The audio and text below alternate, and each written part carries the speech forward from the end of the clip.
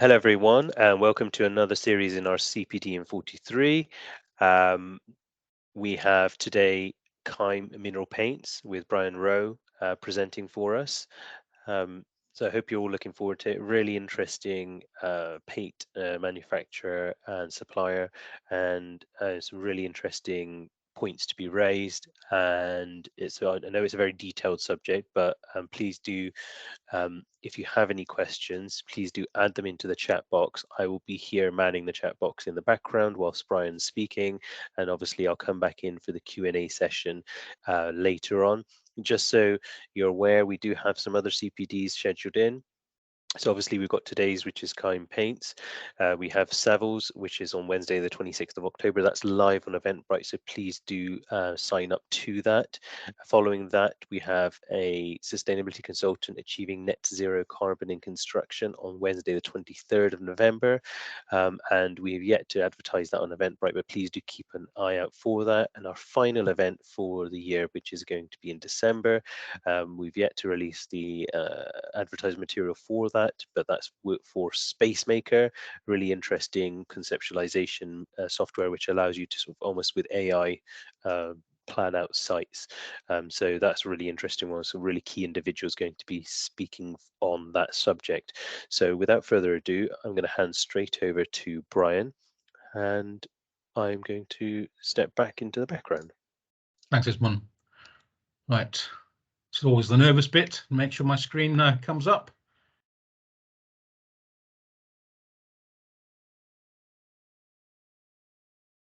Can everyone see that?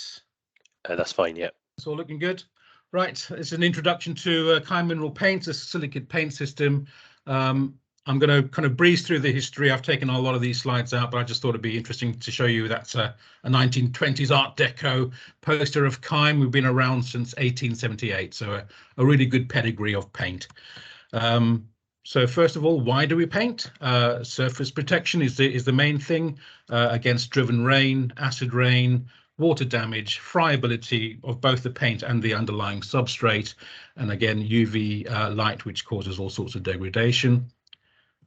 We also paint, of course, for visual impact and design. So there's a few slides there, including some murals in Germany, the Sunflower House, a very high-end gold building. Yes, we do gold as well in South Korea. I won't tell you the price because you might kind of bug out. But in this country, of course, Port Merion out in North Wales is all been used in granitol since it was first built from the Prisoner days of the TV show. So we've got a wide range of different finishes with visual impact. So what are the common issues with conventional paints, and why are we different? Essentially, is what the CPD is going to be about. So you can see from a couple of those slides there, most masonry paints these days that that are specified are petrochemical based. They're acrylic based with elastomeric binders. They use artificial and synthetic pigments. They tend to rely on mechanical adhesion, so they are film forming. If you think of some cling film on a plastic base or a metal base and how it clings on, that's basically how modern paint systems work. They form a film on the surface.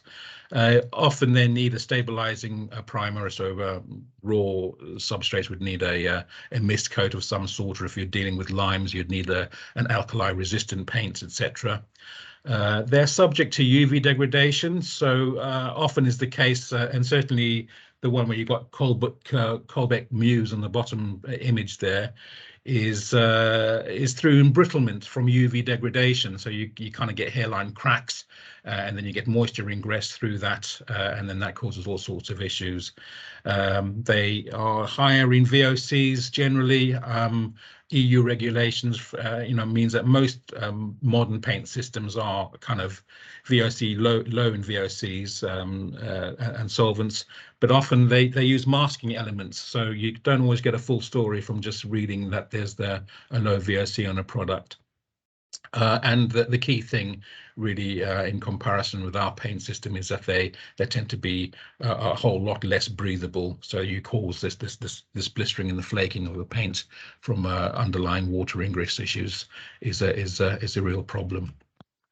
I'm not going to give you a science lesson, but very, very quickly, our paint binder is potassium silicate. That's hence the silicate masonry paints. It's made with silicon dioxide mixed with potassium carbonate, also known as potash, mixed with water, and then sort of boiled at 2000 degrees Celsius, and you're left with this hard crystalline kind of very see-through product called water glass.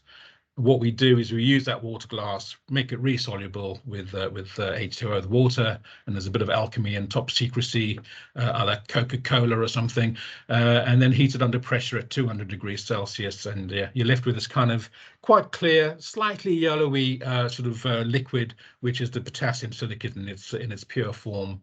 And we use that together with various different earth and mineral pigments, and the modern versions will use chalks and talcs as fillers, and titanium dioxide as a whitener, which is akin to most modern paint systems. But it's the pigments that are a very different thing, and the fact that there's no petrochemicals. That's it. It's a very, very clean, holistic and quite eco product. So we get all that in from Germany. We get the paint as a white paint base from Germany, and then we mix all the colors in Telford using the method you've just seen. So other reasons how we're different. So I've already said potassium silicate is the main binder of our paint, which is very natural, as you can just made from sand and potash. We don't use any acrylics or petrochemicals. So again, lower VOC, higher, better for the environment. And we only use earth oxide and mineral pigments, which is the kind of pigments that were used on cave paintings, and they've been around for millennia. So there's no fade generally with our paints. We don't use any synthetic pigments, so they're very much more color fast. We also the chemistry behind it is through the potassium silicate, means that it's a microcrystalline structure which gives a permanent bond. So instead of forming a film like more modern paint masonry paints, ours actually chemically bond. It forms a crystalline structure which penetrates into anything that's a mineral substrate, and actually kind of forms a permanent bond. And through that you get improved longevity and durability. You don't need stabilizing primers, so even gypsum plaster, you can just go directly on with 2 coats of our paint. You don't need to do a mist coat. What we would say is on very, very kind of soft porous substrates like a lime render, which will just draw in the moisture from the paint, we would put a primer coat of the pure potassium silicate just to kind of equalize out that absorbency. And they're non-combustible, so you will see a couple of slides with more details of that in a moment, but you simply can't set fire to it. It's like setting fire to a pane of glass. It just doesn't catch. And again, because of the earth and mineral pigments, they're completely UV stable and fade free. UV light passes right through potassium silicate, so you don't get that embrittlement that you will do with more modern paint systems. They are solvent free. The solvent is water, basically. There's no other additives to it, and the key thing, highly breathable, which is a very good for historic and conservation build, but we equally used on new build. So this slide really is showing a cross section of some lime cement render, and you can see, I was going to get my little tab up. Oops, bear with me. I was thinking my laser pointer hasn't come. I'm not sure if you can actually see my cursor, but you got a coating on the top here at 150 microns thick. Now, typically a film forming paint would sit about that depth on top of the surface, but you can see ours has penetrated all the way through. And if you look carefully, you can actually see the crystalline structure that's being formed by the potassium silicate. So, you know, you get an equivalent of about 650 microns depth of protection from using our paint. It really does impregnate into the mineral substrate for that improved longevity. So breathability is a major factor of our paint systems. So what you have here, we've got two canisters, air is being pumped in the bottom, and then there's a lime rendered disc that's been inserted. The one on the right hand side where you can see all those bubbles has been painted in Keim paints. The one on the left has been painted in a standard modern masonry paint. And the idea is because lime is very breathable, you're pumping air through it, and then the paint on top of it. If it's a breathable system, you'll see lots and lots of air bubbles, which indeed is the case with the Keim paint system. You see one or two on the left-hand side, which I think does purport to claim that it's a breathable paint system, but the difference is pretty stark. And why that is important is because it allows the release of water vapor to help keep buildings dry. And the way that works again is, though it forms a crystalline structure, which is open pored, the crystalline structure is closed enough to stop water droplets, i.e., rain, from penetrating. So when it rains on a Keim painted surface, you'll still see, that water is beading and dripping off the surface like you would with a modern masonry paint. The key thing under duress and high extreme weather, all paint systems, even acrylic paint systems, allow water in. It's a question then how quickly water vapor is allowed to escape. And with ours, it's within a couple of hours. In certain cases with acrylics, it can take days or weeks. So the thing to look out for if you're looking for a breathable paint is ask for the SD value of the paint. SD basically means it's vapor diffusion, or in this case, it's a German vernacular. So steam diffusion is what it kind of stands for, and it's the lower the figure, the more breathable the paint system. Ours is 0.01, which is about as low as you're going to get, very, very close to a standard lime wash. But obviously, ours is a much more durable paint system than a lime wash. So we're going back to durability. So the picture on the top is Stein am Rhein Town Hall in Switzerland. Now that was decorated 139 years ago. I'm not going to claim that our modern paint system, the Keim paint systems, are going to last quite as long as that. But that is basically the same chemistry behind that original system, where they didn't have chalks and talcs as fillers. They would just use the pure potassium silicates liquid and just and then add pigments to it, and then build up like a fresco. They would build up layer upon layer upon layer. So there's probably 12 to 15 layers creating that mural and that top photograph. And then the left panel has been cleaned recently, revealing the same colors, non-faded as they were painted 139 years ago. The panel on the right hand side hasn't been cleaned yet, but no doubt will come up as pristine as the one on the left when it's cleaned. And then we've got Blair Castle in Scotland, which was decorated in 1988, and that was because they had a fire in one of the towers.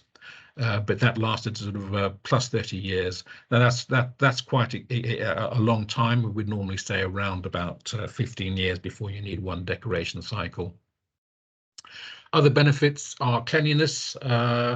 There's no electrostatic charge with our paints, like you might get with a sort of more acrylic-based ones, which reduces dust and dirt attraction. No thermoplastic behavior. So again, some elastomeric paints or acrylic paints, the kind of summer we've just had, where there's 30 plus degrees Celsius, they can go a little bit soft in if you've got a southerly aspect, and again that can attract dirt and dust. Our paints are very high in alkaline, so we've actually kind of again, similar to lime, they're around about 12 to 13 in pH, and that naturally makes them quite resistant to fungal growth. You will inevitably get it in this country because we live in a very wet climate with lots of tree canopy, with mold spore and trees, green spore kind of floating around. But it's very easy to clean. It's resistant to both acid and alkali cleaning, so you can clean it with a pure bleach and it doesn't affect the paint. So pretty easy to actually maintain. Color stability, which is what I mentioned a bit earlier in terms of the earth and mineral pigments that don't fade. There's a test over there that you can see. And it's a pretty standard test where they kind of put 2 panels out, they cover one and leave the other one open to the elements. And after 4 years, you can see what happens with the acrylic exterior paint. There's a massive fade in that blue, whereas the mineral paint after 4 years looks pretty much exactly the same. Those two colors are actually the same in reality. It's just the camera angle or the light conditions when they were taken. It seems to make that mineral paint is a little bit lighter, but they are actually all the same color. And then you can see the field where we test bed all of our products and various different colors. So it's a pretty mammoth thing that we go through. So yeah, we don't expect to be any real color fade after sort of 10 years with our products. And the other benefit is, again, because of this microcrystalline structure that's formed by the potassium silicate, it's very highly light reflective. You can see that the difference between a modern masonry paint, which does, of course, reflect light, but because you've got all these different angles to our system, they actually kind of bounce light off much more effectively and to a greater degree, which kind of reduces the reliance of artificial lights. There is a case, the tax office in Liverpool a few years ago, that were about to fail their building regulations because of office light wasn't going to be quite up to par. They were going to have to put false ceilings in and new light systems.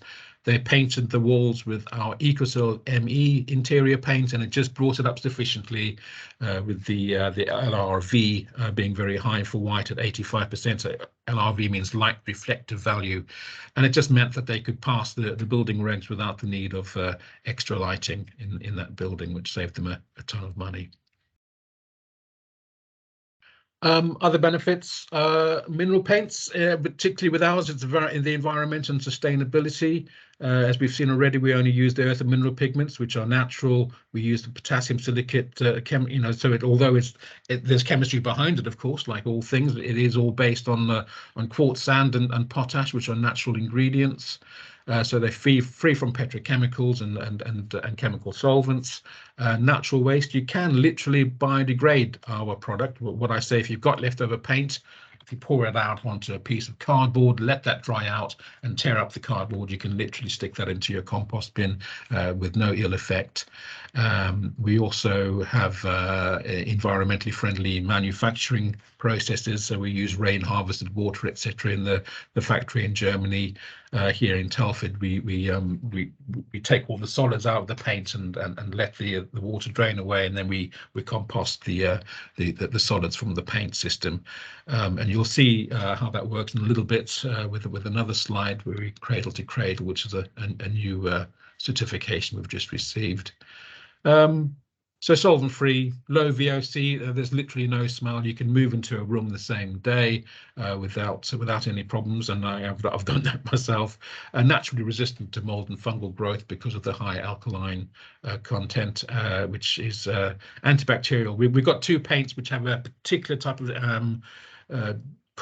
titanium dioxide, which actually kind of becomes anti-pollutant through natural interaction and catalyst of natural light. It actually kind of gets rid of smells and remains antibacterial. And this is used as a common element in kind of medical facilities. This titanium dioxide is used in tiles and all sorts of things now, but we've got that in 2 of our paints. Anything with ME at the end of it in the Keim range will have that in it. So incombustibility of paint is a very key thing that's going on now with the new regs that coming on force. Over here we've got a piece of paper that's been painted. The white is an acrylic paint, and then the cream color is a Keim mineral paint. And you can see what happens as the flame goes across. How quickly the acrylic paint caught. And it basically stops once it gets to the Keim. Now, what you might not have noticed is the amount of smoke that was coming off the other bit, which is the real kind of problem and killer when it comes to sort of fires. So that flame spread simply stops. Like I say, it's like trying to set fire to a pane of glass. It just doesn't catch. And there's a slide further on going into the certification we have about that. So we don't just do solid paints, we do a whole host of other products. Over here we're showcasing something called Lazure. We do Concretal Lazure for concrete and Restoro Lazure for stone and brickwork. And this is effectively as a color wash. So you're not putting a solid paint system. You still want stone to look like stone, but you may have some old repairs or some carbonized brickwork that just needs to be sort of patched in and looks good if you know, looking better if you've got repairs done. So we'll come on board and do different dilution tests and color tests so that you can still got the the brick and the stonework running through, but we're making the unifying the color with a color wash in the Keim range. And we will do color matching as well, so we don't you're not reliant just with what's in our system. Similarly with concrete, we have concrete repair systems. If you've got really bad situations, we did this at the National Theatre in London, where the rebar was showing, and obviously that expands and then it cracks off the concrete. So it's really due to the losing alkalinity over a period of time. So our concrete repair systems will both do the repair, and then we've got a paint system called Concretal C, which is very high in alkaline, and it just kind of helps protect that building again for a long time thereafter. We do have a CPD based entirely on concrete. If that's of interest, we can talk about that later on. But the idea here really is about re-alkalinization of concrete with our paint systems. You can also paint on previously painted surfaces. So it doesn't. So typically our paint system is designed to go directly onto mineral substrates. Now you'll have mixed bags. You'll have projects that I've got sort of new aspects to them, or new build and against old painted buildings as well. So long as the old paint system, whether it's acrylic or not, is in a relatively good state of repair and it isn't flaking and blistering, then you can apply our paints directly on top of it. It does have, it's not going to suddenly make that wall breathable if there's a number of acrylic coatings on there from previous, but what it will do is it will protect that surface from any further embrittlement, because of the UV action will stop. You won't get that same degradation from UV because the potassium silicate paint will stop that and will protect that surface for a longer period. And where you have got situations where you need to scrape back old paints because it's flaking and blistering and you've got slight surface depth differences, we've got a pre-coat, which is effectively your first coat of paint. So it's still a two-coat system. It's called grob, which means grab. It's like a bridging coat, but it's got a slight aggregate, and we've got different grobs with different size aggregate depending on the nature of the building. That will add texture and help fill in some of the surface depth difference where you've got old paint and you've gone back to the actually exposed render there as well. Like I say, it's still a two-coat system, but you're just using the grob as your first coat, and the color, it's a highly obliterating paint, so just one coat of the color on top of the white grob will still do the trick. Even with darker colors like that, it remains a two-coat system. So like I say, there are certainly kind of benefits to applying our paint on top of well-adhered old emulsion and masonry paints, because you get the light reflectivity and the resistance against mold, etc., etc. And like I say, it's really protecting it against embrittlement over a period of time. The durability, longevity of our products. So you can see in year one, you'll do two coats on a bare render system, an unpainted surface, whereas with a quality masonry paint, you'll probably do a mist coat and then two coats, and then every 15 years, we would say that then requires a clean down, just from some dirt and mildew over that period, and then you just apply one coat on top of that for aesthetic reasons. That penetration of the potassium silicate, like we saw from that slide with the green, has already effectively kind of created a good barrier and protective layer to that substrate. So you're just really aesthetically applying one more coat, and then you do that every 15 years. So when you get up to year 30, just before 31 years, you've done 3 coats of paint in 2 decoration cycles. whereas with the quality masonry paint, maybe every 10 years, then you apply another 2 coats, and then 10 years later you do another 10 coats. So in that same period, you've done 7 coats and 3 decoration cycles. And it's the kind of cost of decorators and the scaffolding that's required, certainly on bigger projects, where that kind of does become quite cost effective. Our paints aren't cheap; they are more expensive than a standard masonry paints. But if you kind of start looking at the other costs involved, it actually does start making sense. Certainly, we're no more expensive than the Farrow balls and the little greens of this world, but it is what it is. I'm guessing in terms of low cost masonry paints, you guys would never be specifying a Wilkinson's own brand for an exterior paint anyway. And then previously painted, it's similar because there is a coat of paint there already. We would probably recommend coating every 10 years, but that would be similar with the quality masonry paints as well. So again, there's still cost savings to be had with previously painted surfaces. So where to use us? This is going into some case studies, which may be of interest to some of you guys. So this is a new project that's just been completed a couple of months ago.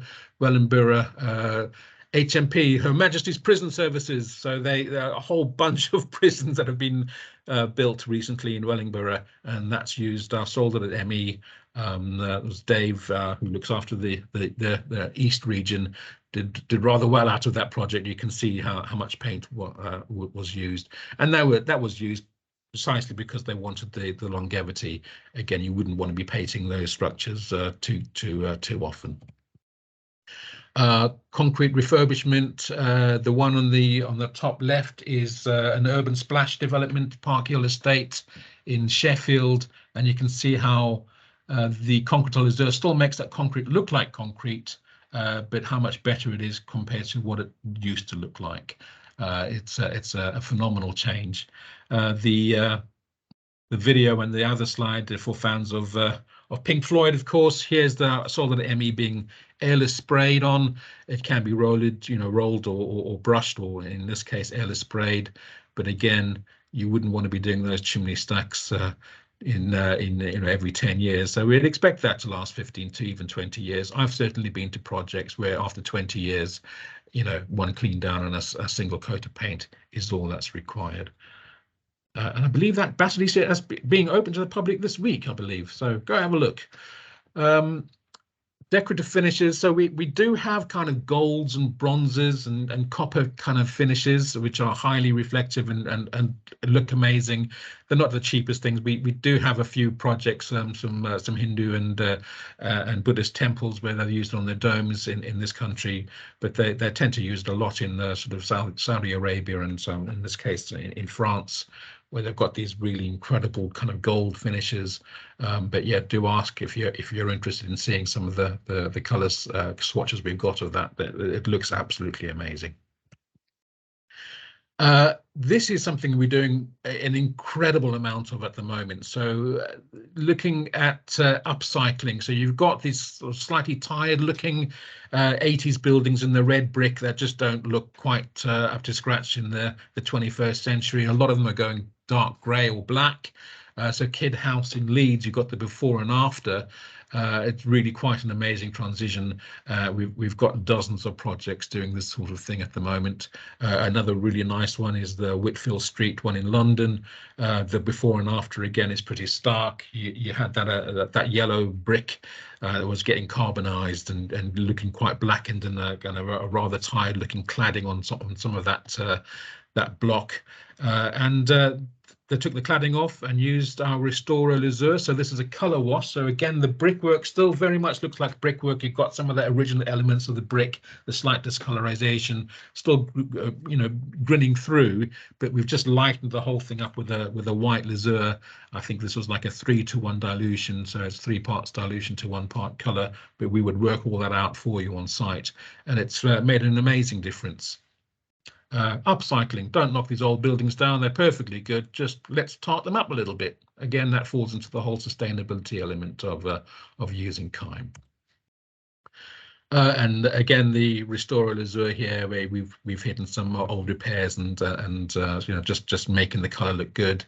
Again, when you do this, you want them to be chemically bonded, so that will last for a good long while. It won't start, flaking and blistering. Like if you're, to do that in an acrylic paint, after 10 years, it's going to look pretty tired, whereas we wouldn't expect that with the Keim system. So the one in Inverness, the Caledonian, is a pediment. And that was using our Restore. We have a stone repair system called Restoro Top, which is actually quite sculptural. So you can sort of repair a cherub's wing or add a toe if it's missing. You kind of apply the stuff, and then you can actually kind of sculpt it back and dress it back to a very precise shape, which is what we used at York Minster Cathedral, and all the rose motifs on the windows there. Was using our Restoro Top as well, which we have a number of colours with as well. But then you can always use a wash over this if you need. So yeah, really lovely product to use. Currently being used at St Andrews and Shifnal to a great extent. Pennyclawed House in Monmouth. This is a very high textured render, sort of Harling. It was about as high a texture as I've ever seen. We used it says sold at ME there. I know it's actually Royal, so I'll have to get that amended. So I do apologise for that information. I have to get that slide changed. We've got a number of different exterior finishes, which I'll talk about in a second, and then the other ones are our interior lime. I do so many old churches where a parishioner has said, "Oh well, I'll pay for the paint," and they go down to B&Q and buy an emulsion paint that's going on top of old lime washes and lime renders on the interior, and it looks fine for a couple of years, but it just it unfolds a holy mess. Excuse the pun, but because it stops the breathability of that building, and then you start getting like large chunks falling off, and again that affects the substrate because you get friability if any frosts start happening. So please, if you've got lime and old buildings, grade 1 and grade 2 listed with limes there, please use a breathable paint. Ward people off from using emulsions on the interior. And murals, again, because of the longevity of our paints, we've done a good number of murals. St. Francis of Assisi Catholic Church near Solihull just looks amazing. That was only done 2 years ago, but it's just flabbergasting the talent of the chap that did that project. I met him a couple of times, and we went through the colour matching process. And so he used Innerstar, which is a one coat only system, and Optil for interior. They solid paints, but then he also used Design Lazur, which is a colour wash, and they used some of the gold around the halos as well. Cable Street mural. So exterior, we always recommend Royal generally because it's our longest lasting paint system. Some Soldalit was used on Cable Street because you get slightly brighter reds in that system, which they needed for the flags there.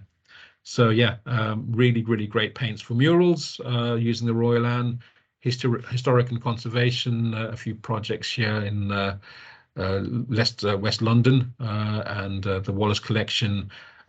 Easter Elkies, which is using Royal, and that's north of Aberdeen, sort of at the Macmillan Whiskey estate, I believe. But you can see the before and after is quite stark, and that being pretty open to the elements, not too far from the coast. The Royal paint system is by far the most robust, and the one we use on lighthouses and that sort of thing. Render system. So we don't, people don't often know that we do render systems. We have 3 renders: universal render, which is a mix. It's a hybrid of sort of Roman cement and lime. So it only needs 15 days to cure, and it's got it has a kind of fibrous element to it, which makes it very strong, very flexible. So you can use it without expansion joints. Churado, it's kind of the new kid on the block, although it's been with us about 4 or 5 years now. But you can see the Ashley lines and Ackworth House there are really pretty deep, so you can build up to 30 or 40 mil with that render. It's fantastic. Paul, our Liverpool guy, loves it. He's recommending it all the time. And then we have a natural hydronic lime called Kolkputs, which is NHL 2.5, I believe. So if you want the pure historic renders, we've got those as well. I tend to specify the universal render an awful lot, and we've got a good number of projects of that to showcase as well. So additional products, again, we have water repellents and dust suppressants for concrete and brick. A one-coat interior paint, which I think I mentioned a little bit earlier, called Innerstar. It's a true one-coat system. and we do for high-end eco projects. So we do titanium dioxide free paint in our solder Arte. That video is showing something called Lotexan, which is a water repellent on that can be used on concrete and brick and stonework. So I recommend I specify that on churches where you've got one elevation facing the coast and lots of wind pressure pushing water through to the interior. You don't know it's there. It is breathable, and it's just completely clear. It's got no sheen to it at all, so you just don't know it's there. But it just helps bead water away and stops an ingress in the first instance. It's a fabulous product. The grob-based ones, which is the ones with the aggregate that I mentioned before, is for building up surface depth differences. We've got all sorts of algicids and fungicides for washing, and acid etchers for concrete cleaning, etc. if it's required. Efflorescent salt treatments in our Sardan primer, again, all too common in this country. Brick and stone repair with the Restoro top, concrete repair materials with that extra alkalinity I was talking about, and anti-graffiti treatments. We have a wax coating, and we also do something called MX glaze, which is the only one in our system that isn't breathable, but it leaves a very high kind of lacquered finish for kind of traffic areas, and people where you need to kind of clean thoroughly against graffiti, etc. So other services we provide, we're happy to come to site with the Listora lasers. We would come and do dilution trials and color trials, and we'll showcase that to the decorator. We don't actually get involved in application ourselves. We'll do the trials and showcase them to the decorator if they need, or come back to site and show them the ropes. We're happy to do that and give you all the technical advice and color matching, etc. So do ask us about that. We're more than happy to come and do that. We also have other CPD. So this is our generic one essentially, but we have got brickwork and concrete ones that are specific to those substrates. We do a really good one on color, which is quite fascinating about the psychology of color and how different colors work next to each other, etc. And then from this year, we're producing a sustainability and healthy interiors one as well. Look at our website. You can download all the material safety sheets and technical data sheets. We've got NBS sort of specifications from the homepage. If you go to the architects and building surveyors sort of button, you'll see all of those. So do take a look. It's a mine of information. A full range of swatches, so yeah, get a hold of me. My details are in the chat box, but we can send all of our swatches out. We do color match. Don't feel that our swatches are the only ones that look quite sort of dowdy, a little bit earthy, I suppose, because of the pigments, but we can match to most RAL and British standard colors, of course, to a lot of the other sort of ranges of paint out there, all the other manufacturers. We've got a good database of the more famous ones on that we can match to as well. So do ask about that. On a project, we generally supply up to three free tester pots, and then I think they're £2 or £2.50 or £3 after that. But we'll have the swatches are the actual paint. They're not printed. They are actually the true color swatches. And sustainability data sheets, again, going into the eco side of things, EPDs, the environmental kind of aspects of our products, and the VOC confirmations. We try to be as completely transparent as possible. We don't want to be hiding. We're bona fide in what we show people.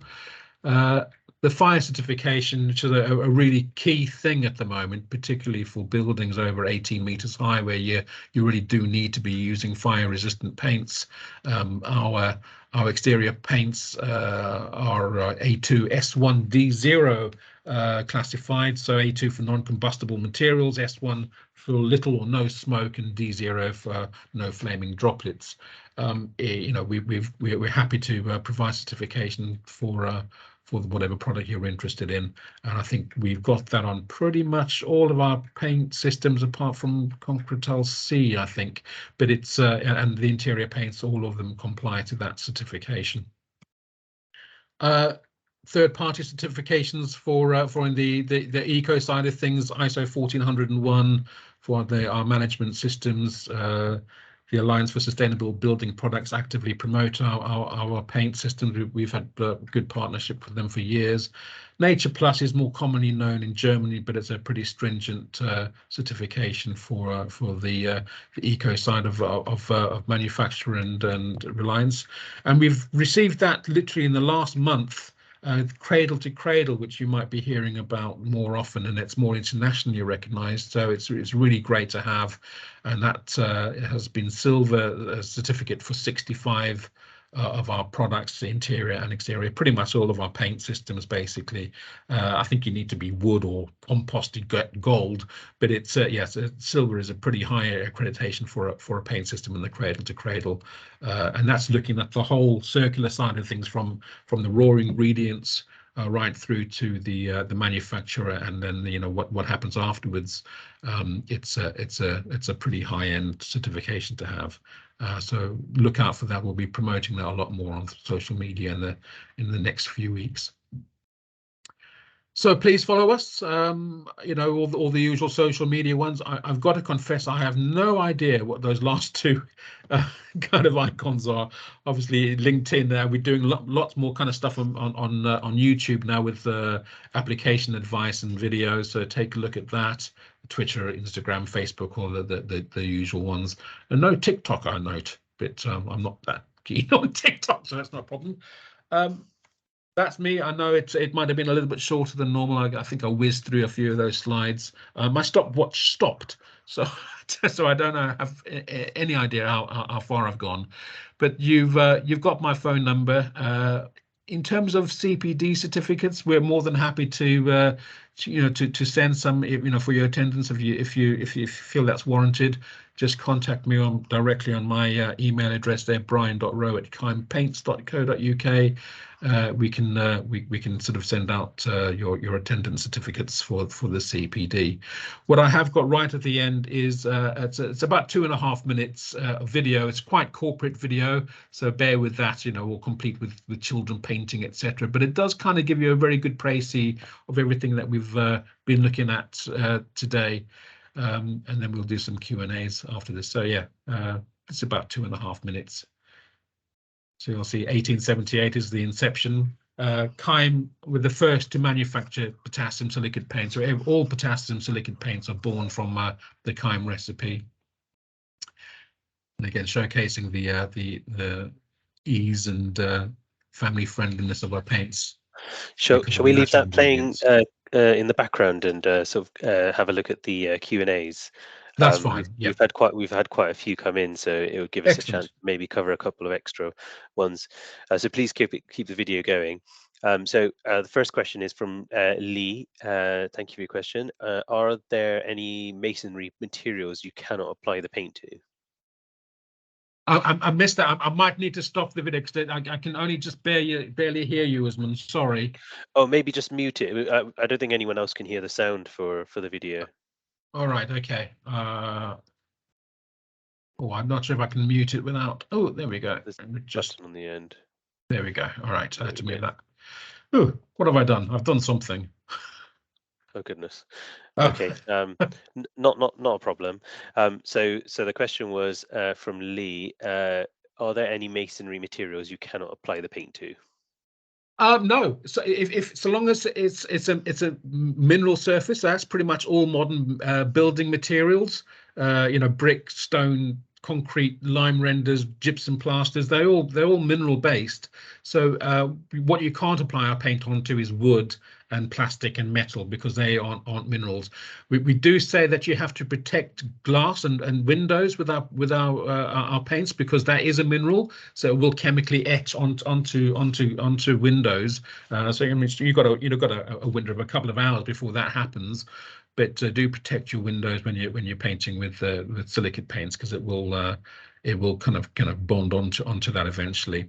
But yeah, as long as it's the mineral substrate, all modern building materials, apart from like I said, wood, etc., the potassium, you'll get that chemical bond, because potassium silicate is a mineral in its own right. So you're meeting a mineral with a mineral. Okay, great. I've got another question in from Lee. Do you have a specific process with regards to removing mold before you apply your paints? So that is important. We have our own algicid. You can use a water-based fungicide. It's very important to remove kind of green growth first because they tend to grow through paint systems. So that is certainly a valuable step in the preparation. Um, we come across a lot more something called red algae, which I see a lot in West Wales, but it's coming through to Hereford, and it's actually windborne, and it's a seaweed pathogen. And if you rub it, it looks red. If you rub it, it goes very bright, bright sort of orange, like an ochre yellow. And that actually, most fungicides and our algicid doesn't kill that off. You need to use a 50-50 bleach and water, or a hypochlorite acid to remove red algae. But that's the one thing I would. But yeah, most green growth is going to be taken care of with a standard water-based fungicide or our own. Yeah. Great. Got a question in from Afsin. What's the typical shelf life for the paint? So it's got 1 year on it, which is what we state from time of purchase to storage. If you're going to store it frost-free over winter. So don't just put it in a wooden shed. I have known people to use it 3 or 4 years afterwards without any ill effect. But in terms of warranty, and we do often kind of apply a warranty of up to 10 years on our projects. We would come and do kind of site visits. But yeah, 1 year shelf life from time it arrives on site. Great. Question in from Tevin. Do you have any long-term cost comparisons between your products and typical masonry paints?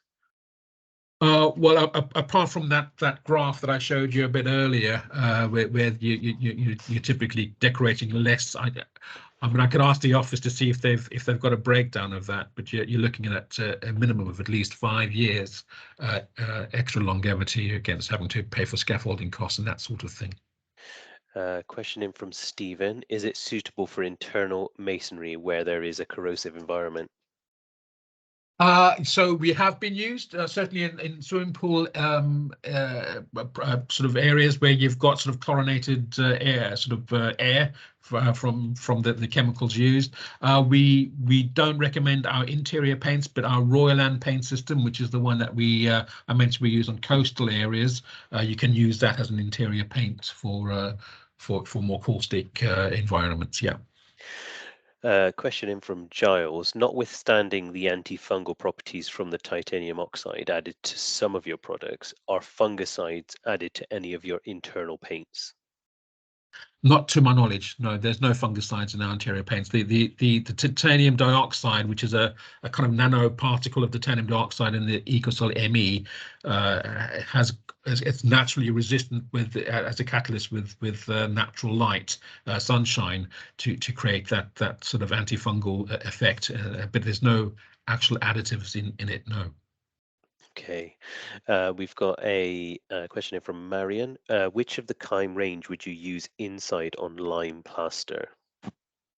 A lime plaster, either Optal or Ecosil. I tend to go with Ecosil, just because it's a slightly older. That's going back to the 60s, whereas Optal is a more of a 1980s or no, it's early 2000s that we released Optal and sold it. But the Ecosil is the one I would go for. It's slightly more better scrub resistance as well, actually. But either or. On lime plaster, you do need to use a special fixative, like I said, because it's a very porous surface.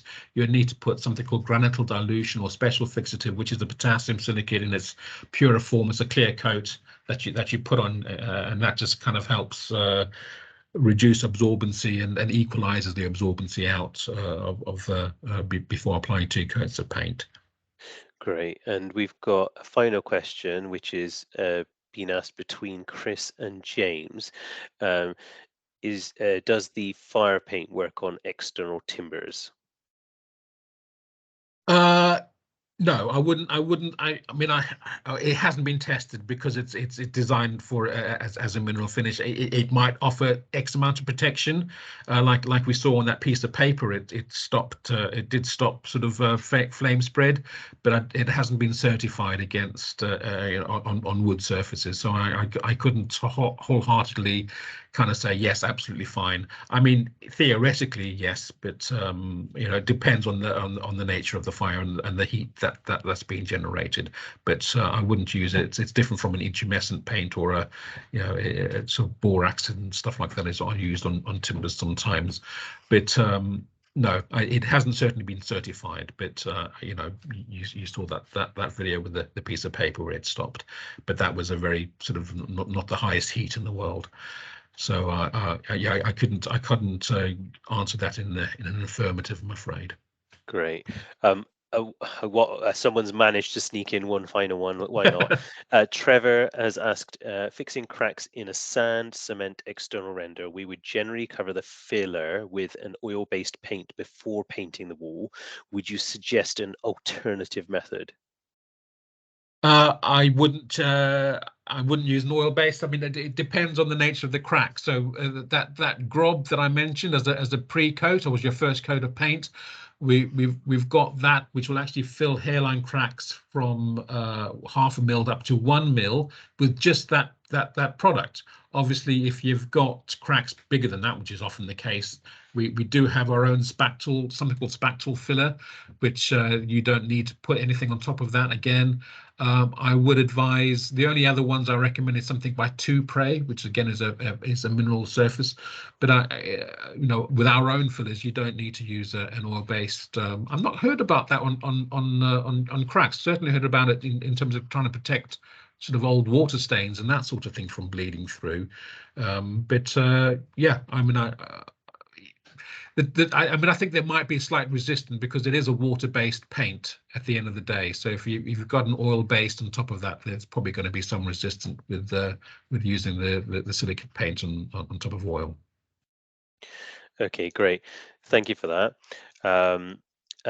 So obviously, thank you so much, Brian, for doing this talk for us today. There was quite a number of people in attendance, so I'm sure everyone found it useful, getting a lot of feedback straight away, that a lot of people are finding it very useful. So thank you very much. Please do contact Brian directly if you have any specific project assistance that you require from him, or obviously if you're in a different jurisdiction, he can obviously pass you on to a local colleague in that area.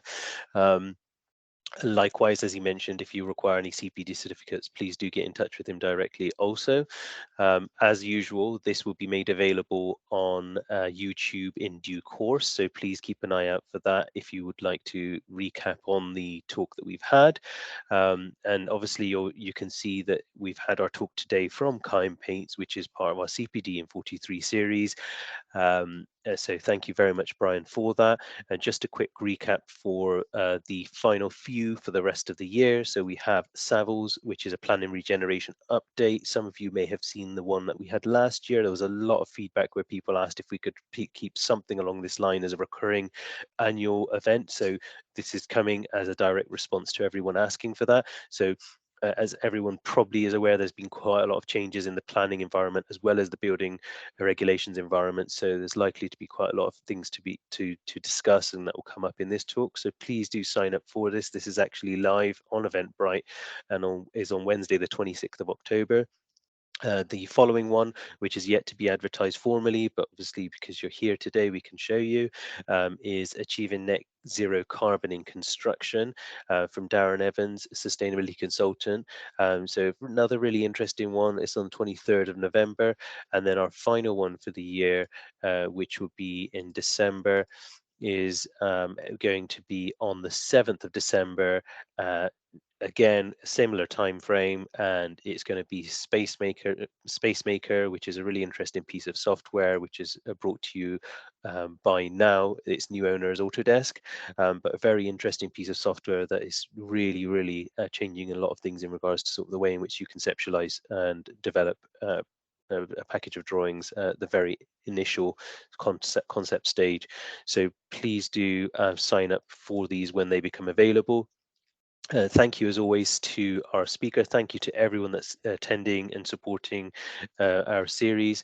And please do get in touch with me directly if you have any suggestions on future talks. We will be reviewing our 2023 schedule shortly, and we'll be proposing speakers and obviously getting in touch, etc. So please do feedback to us. We're doing this all for you guys, so your attendance and your interaction is greatly appreciated, and I look forward to seeing you all again on our next talk.